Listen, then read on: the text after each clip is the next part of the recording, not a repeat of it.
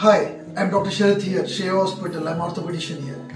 Main అందరు చెప్పేది ఏంటంటే నెక్ పెయిన్ అని చెప్తున్నారు. ఇప్పుడు యంగ్స్టర్స్ చూస్తున్నాం 25-30 ఇయర్స్ ఏజ్ గ్రూప్ కూడా అందరు నెక్ పెయిన్ సార్ అంటున్నారు. వాళ్ళ షోల్డర్ తోటి కూడా మూమెంట్స్ వస్తున్నాయి, షోల్డర్ కూడా పెయిన్స్ వస్తున్నాయి.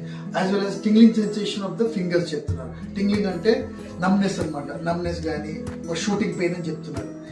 ఇంత ఎంగేజ్ గ్రూప్ కి రావడానికి కారణం మెయిన్ ఏంటంటే continuous sitting for long standing with monitors దగ్గర మొబైల్ ఫోన్స్ ఎక్కువసేపు చూడటం వల్ల వాళ్ళ నెక్ ఇట్లా బెండ్ అయిపోయి ఉంటుంది అనమాట. అందుకని వాళ్ళ పాస్చర్ అనేది మెయిన్ గా డిఫెక్ట్ అనేది వస్తుంది. పాస్చర్ వచ్చినప్పుడు ఏంటంటే సేమ్ హైట్ లెవెల్ మెయింటైన్ చేయాలి.